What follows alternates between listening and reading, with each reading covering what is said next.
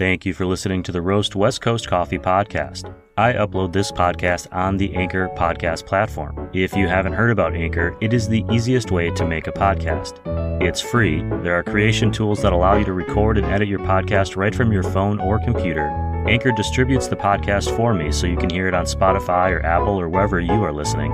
And you can make money from the podcast with no minimum listenership. It's everything that you need to make a podcast in one place. You can download the free Anchor app or go to anchor.fm to get started.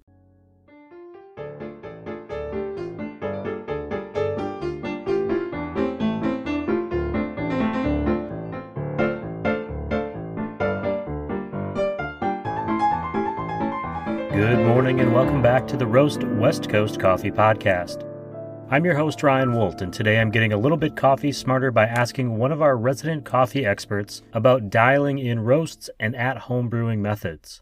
One of my favorite people to talk to, not just on this show, but in the world, Siri Simran Khalsa, the executive director of Lofty Coffee, is back to drop some knowledge on us all. Lofty Coffee opened a new cafe in Carlsbad, California this year. I know I've mentioned it on the show, and I finally made it over for a cup of coffee just the other day. It's a great open-air space, which is important to me as I'm still limiting my going-out interactions due to COVID.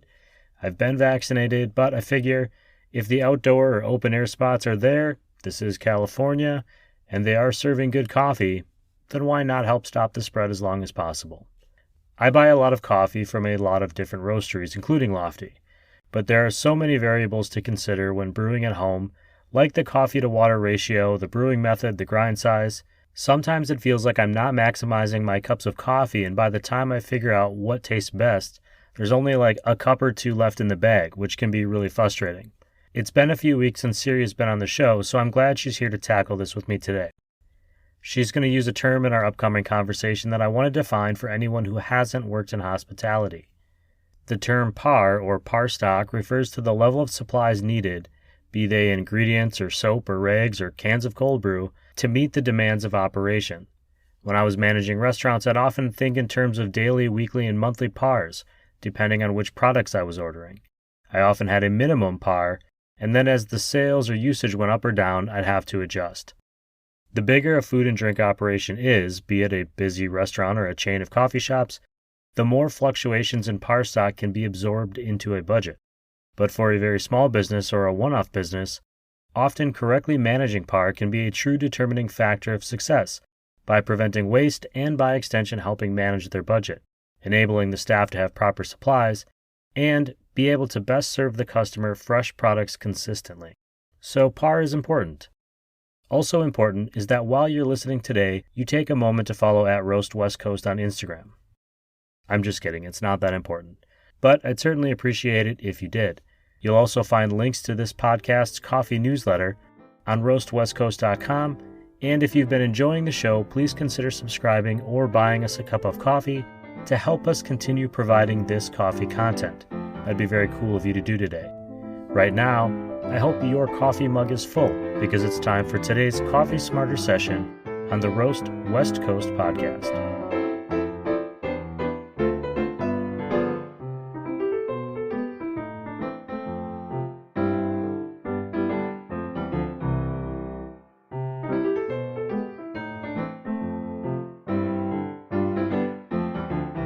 Hey Siri, welcome back to Roast West Coast. We are on season 3. This is the second time that we are talking this season, and I'm excited that you're back. Thank you so much for having me back. This week, we are going to jump right into questions, and I want to talk to you about creating grind profiles and dialing in roasts.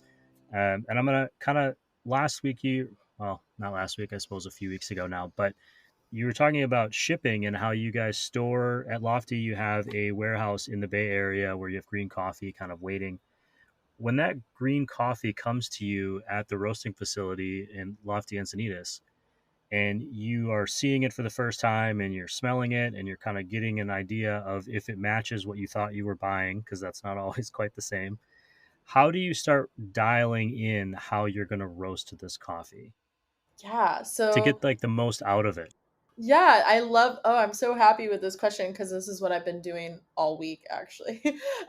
So I'm sure all sorts of roasters have different approaches to it, but my approach is first of all, the coffees that we source, we do have an intended use for it. So, for example, we'll get our different components for our espresso blend. So we know that this coffee is going to be used for espresso, and we have an ideal flavor profile in mind. Or we have some single origin offerings that we know are going to be featured at least on our menu as a pour over, so filtered coffee. So I usually, when we get coffee in, the intended use is already predetermined. Uh, but when it comes to actually getting the most out of the coffee, what I do is I'll, depending on the time and in this situation, we have because we were so delayed on the arrival of these coffees, we need to like get them on the shelves as soon as possible. So potentially what I'll do is at this point I've already received pre-shipped samples and arrival samples, so I've already done sample roasts and kind of know what the flavor profile of the coffee is. So now I need to profile it and dial it in for production roast on the bigger production roaster. And my approach is what I'll do is um, going off of where the coffee's from, the coffee's density, the coffee's moisture content, the way that the coffee's been processed. I'll have a predetermined idea of the ideal temperature and batch size for the coffee going into the roaster. So I'll start there.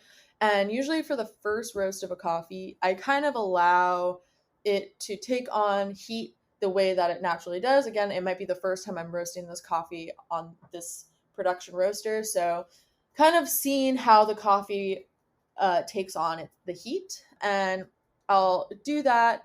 I'll roast it through the drying phase, its caramelization, Maillard phase into development. And depending on where the coffee hits first crack, I will then determine a end temperature that's typically going to be a little bit darker or a little bit higher temp than what I actually want the coffee to be at. But by doing this throughout the development phase in the roast, I'll pull out samples directly from the roaster at different temperatures so that after the next day after the roast, I can cup all these different samples from the exact same roast at different temperatures and different times throughout that development phase.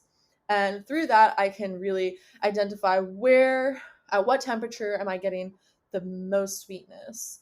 At what time am I getting the most out of the texture and body of this coffee? And it's not a perfect way of doing it because, you might like one temperature, but then the one at a higher temperature, but a longer time might have some qualities. So actually from there, I'll be like, okay, at this temperature, I'm getting these really sweet blackberry flavors, but at this higher temperature, the body is really smooth and silky. So what I might do is I might, on the next roast, alter the roast and have it at this lower temperature, but at a longer time. And then furthermore, kind of through the roast and be able to see, I maybe need to actually shorten the caramelization phase, or maybe I need to apply the heat at the beginning a little bit differently. So off of that first roast, I'm learning a lot about how the coffee roasts and where it tastes the best. Actually, here we are on a Saturday, and next Monday I've cut already on Friday. I cupped some of these coffees that I'm profiling, and on Monday we're gonna actually roast them to their fullest potential. Another great thing about pulling samples throughout the roast is you can start to see where the coffee is maybe tasting underdeveloped. So you're like, okay, I'm going to try not to go this low on this temperature, or definitely make sure that we're roasting it longer because at this time and temperature we're getting these underdeveloped flavors. And then vice versa, because on that roast I'm taking it a little bit longer, I can see that okay, at this temperature and this time is when we're starting to get some diminished sweetness or like roasty flavors. So I know that I don't want to take it that far either. So again, that first roast, I'm learning a lot about where the potential of this coffee, and then from there I'll tweak it. You said something that was really interesting to me. So I came out of college as a photographer, and Mhm. something that you learn when you learn about film photography is this concept of bracketing, where you essentially say, I think I know what the right exposure is, the right aperture, the right time, but I'm going to bracket it. So when I press that button to take a picture, it actually takes three pictures. It takes that one that I set for, and it also takes one where maybe the time is a little bit longer and the aperture is a little bit narrower, or it's a little bit wider and a little bit shorter. And you kind of get, then you compare all three and say, okay, which one of these seems closest to what I thought it would be, and then you dial it in from there. So that's a concept that kind of goes across art forms to some extent. I think of Yeah, roasting as an art form. totally. And I had a question from way back at the beginning. You said something about batch size in your roaster, and I guess I just kind of assumed that you would just put in the most beans that you possibly could. Are you saying that some coffees might roast better if you only have so many kilograms or so many grams of coffee versus more, or that how many beans are in that hopper, so to speak, actually impacts what it tastes like at the end? Totally. That's a great question. So, first of all, to speak to batch size, and in this profiling phase, this is not going to be as might not be the case, but in production roasting, at least how we do it at Lofty, is we're actually only roasting. We are roasting to a certain par, so we're not going to be roasting the same amount of coffee every day. We evaluate how much coffee we have in stock, our current usage in our cafe and our wholesale, how much online sales we're doing.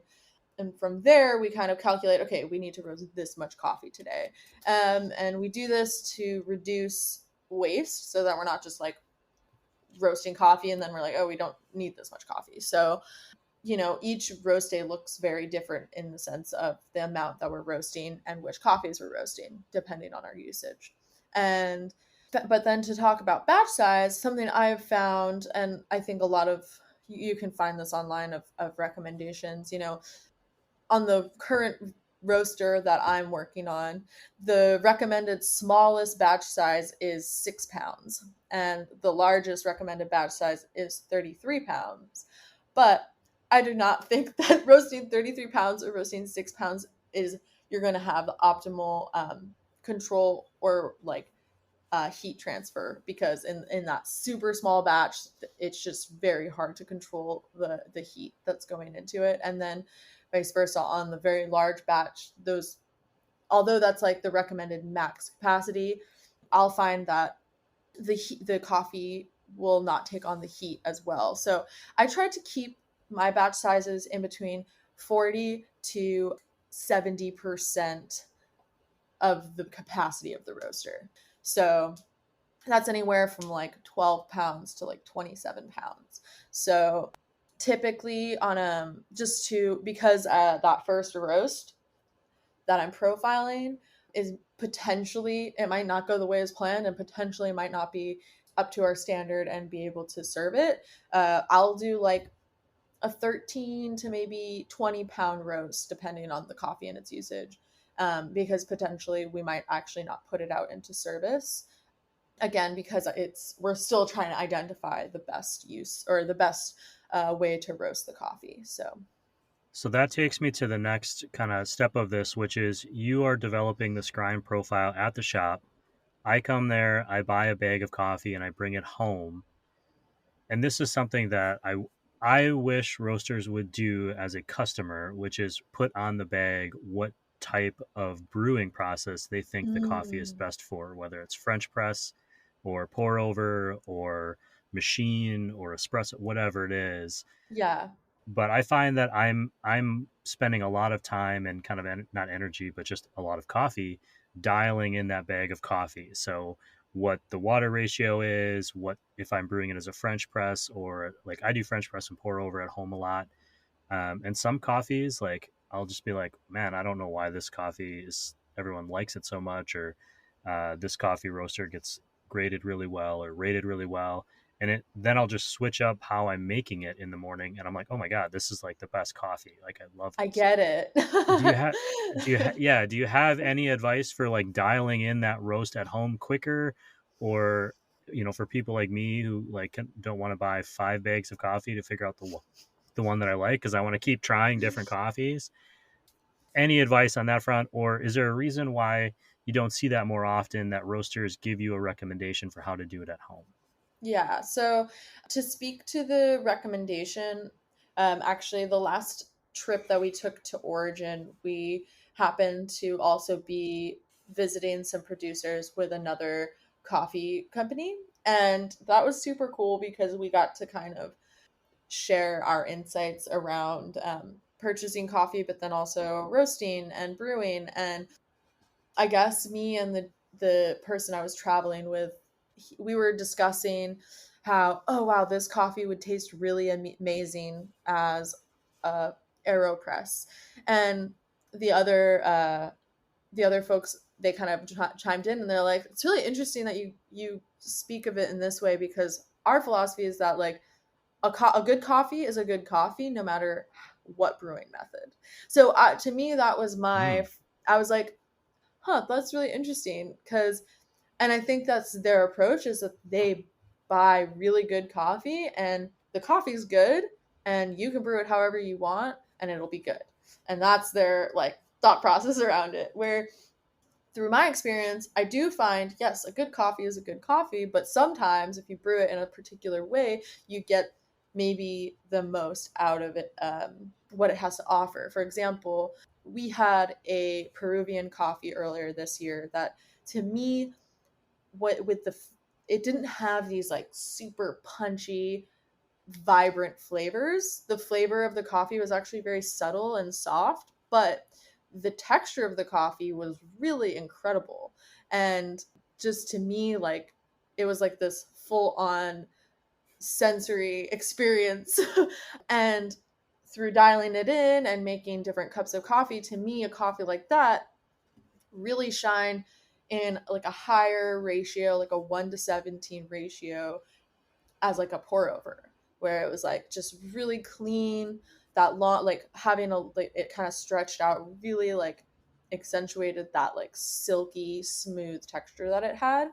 And you're not going to quite get that same experience if you brewed it as espresso or as a French press. So that's just one thought into it. But I did think it was interesting, and why I think maybe some roasters don't specify the brewing method is because you don't want to make, like, let's say you are just an average coffee drinker and you make a French press. All you have at home is a French press, but you're in the shop and you are like, I'm looking for a bag of coffee. Then you look at the side of the bag and and it just says recommended for espresso. And then they're like, oh, well, I don't really make espresso, so I'm just not even gonna buy that bag.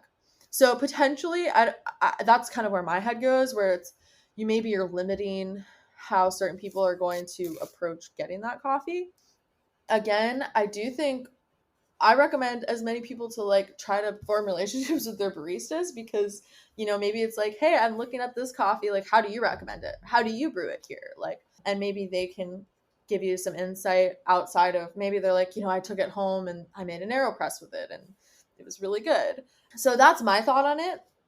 Whether that's true or not, I don't know.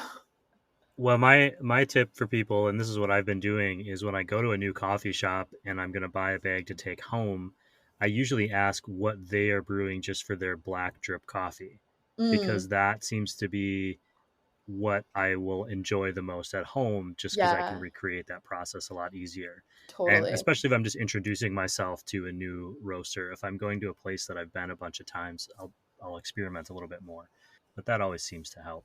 Hmm. Siri, thank you again for being here. I'm excited to see you again soon, and I hope we get to have a cup of coffee again. Yeah, talk soon. Thanks for having me.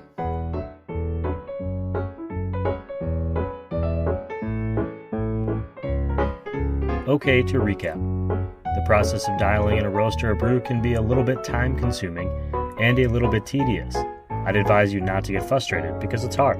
I say that, but I also get frustrated all the time because I want every cup I make to be perfect, which I know isn't realistic. I'm not a very good barista.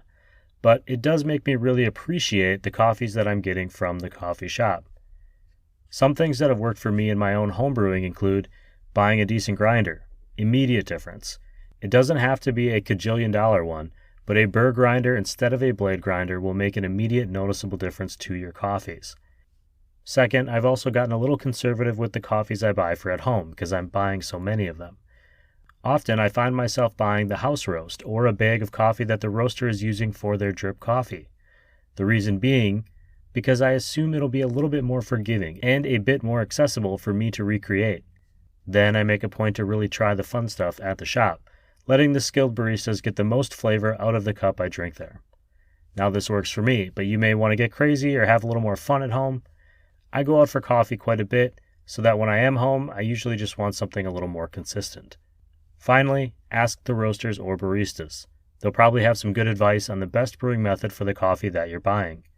I like the idea that a good coffee will be good no matter what, which Siri brought up on the show, but that doesn't mean that I don't want to turn good into great. In the last show, the interview with Ruben Enriquez of Orehead Coffee Roasters, I mentioned that I had recently gone on a road trip and that I had been making stops at roasteries along the way. What I didn't mention was that for the first time in my adult life, in part because of my conversation with Ruben, was that my default coffee order wasn't a black coffee, no room for cream. I decided to mix things up and I started ordering cappuccinos. One such cappuccino was made by Justin Saigan at Bivouac Coffee Roasters in Evergreen, Colorado, just west of Denver. Justin seemed like a cool dude, and my experience with Justin's in the past has always been good. And then when I asked him if he had a moment to be on the show, he said, "Absolutely, let's do this." So my question for you is, what's your name, where do you work, and why are you stoked about coffee every day?